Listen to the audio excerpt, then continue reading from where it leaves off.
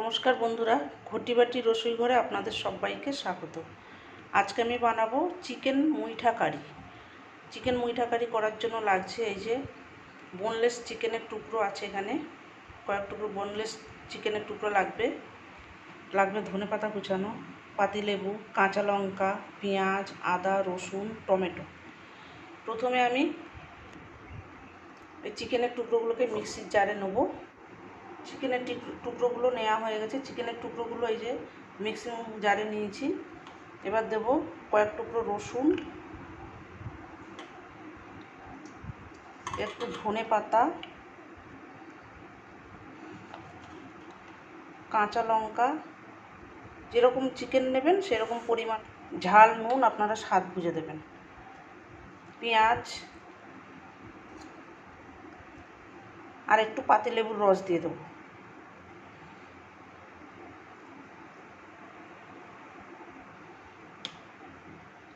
আর দেবো পরিমাণ মতো লবণ।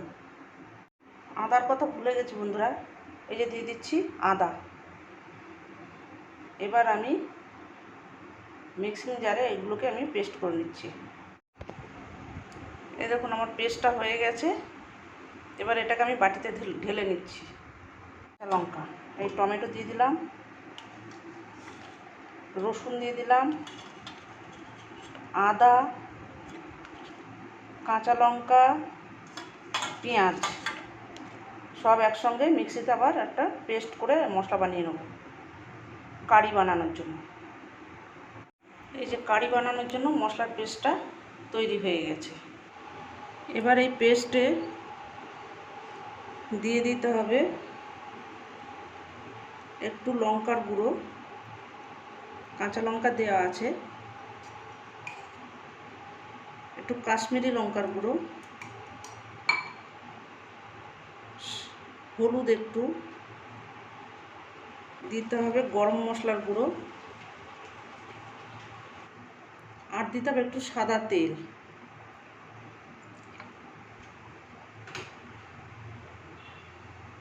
এইগুলোকে দিয়ে এবার আমি ভালো করে একটু মেখে নেব।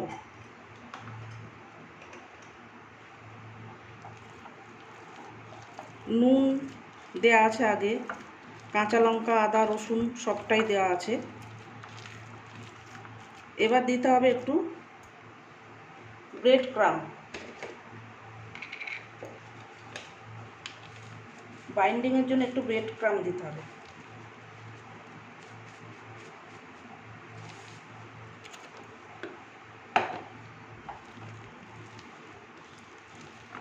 এবার এটাকে মেখে খানিকক্ষণ রেখে দেবো। তার ভেতর আমি গ্রেভিটাকে বানাবো। এটা মেখে একটু ঢাকা দিয়ে রেখে দেবো। যত ভালো করে মশলা দিয়ে মাখা হবে বন্ধুরা, তত এটা মুইঠাটা টেস্ট হবে ভালো।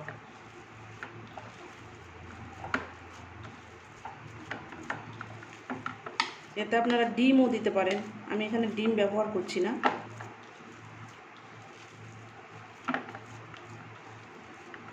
মাখা হয়ে গেছে, এইভাবে আমি এবার রেখে দেবো এটাকে। কড়াই বসিয়ে দিয়েছি, তাতে আমি সর্ষের তেল দিয়ে দিয়েছি। এবার দিয়ে দিচ্ছি একটু ঘি। আর বন্ধুরা এই যে এই মাখাটার ভেতরে আমি একটু মিট মশলা দিয়ে দিচ্ছি। গরম মশলা দেওয়া আছে, একটু মিট মশলা দিয়ে দিলাম। তেল আর ঘিটা গরম হয়ে গেছে, এবার ফোড়নটা দিয়ে দিলাম। এবার যে মশলার পেস্টটা করে রেখেছিলাম টমেটো, পেঁয়াজ, আদা, রসুন, কাঁচা লঙ্কা দিয়ে, সেইটা এবার দিয়ে দেবো।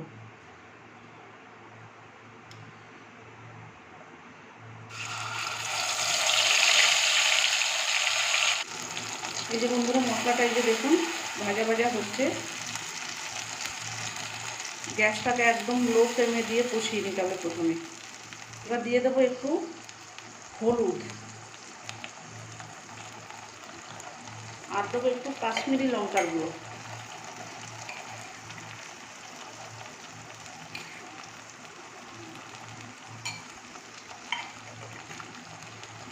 এবার এটাকে মশলাটাকে ভালো করে তেল আর ঘিয়ের সাথে কষিয়ে ভাজা ভাজা করে যখন তেল ঘি ছেড়ে আসবে, দেবো একটু চিনি স্বাদ মতো। এবার এটাকে আবার ভালো করে নাড়িয়ে কষিয়ে নেব। এবার দিয়ে দেবো একটু পরিমাণ মতো লবণ। মুইঠাগুলোতে লবণ দেওয়া আছে, আর এখানে একটু লবণ দিয়ে দিলাম।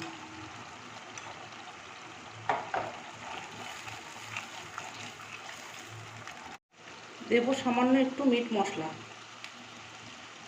অল্প করে একটুখানি দিলাম। মশলাটা এই যে কষে এসছে, তেল ছেড়ে ছেড়ে এসছে। ওই মশলাটা যাতে পুড়ে না যায় তার জন্য একটু গরম জল দিচ্ছি, সামান্য একটুখানি গরম জল দিচ্ছি। আর একটু মশলাটা কষবে। মুইঠাগুলোকে এইভাবে হাতের মুঠোয় এরম করে নিয়ে বানিয়ে নিচ্ছি। হাতে একটু তেল মেখে নিতে হবে। এইভাবে করে বানিয়ে নিচ্ছি আমি সব কটা। এবার আমি মুইঠাগুলোকে একে একে দিয়ে দেবো। এইভাবে হাতে মুঠোয় করে নিয়ে এইভাবে করে করে নিতে হবে। আমি এখানে ভেজে দেবো না, অনেকে ভেজে দেয়, ভাজবো না, এইভাবে করে দেবো। চিংড়ি মাছের মুইঠা যেরকম হয়, চিতল মাছের মুইঠা যেরকম হয়, জলে সেদ্ধ হয়, এটা আমি গ্রেভিতে সেদ্ধ করে নিচ্ছি। আর এই গ্রেভিতে গরম জল অবশ্যই দেবেন বন্ধুরা, ঠান্ডা জল ব্যবহার করবেন না। দিয়ে নিচ্ছি। এবার আমি নাড়বো না এটাকে, কিছুক্ষণ আমি ঢাকা দিয়ে রেখে দেবো। আর গ্যাসটাকে লো ফ্লেমে রেখে দেবো। এবার কিছুক্ষণ আমি ঢাকা দেবো। 2 মিনিট পরে এলাম বন্ধুরা, এই যে দেখুন ঢাকনাটা আমি খুলেছি, উল্টিয়ে দিচ্ছি, কি সুন্দর শক্ত হয়ে গেছে দেখুন।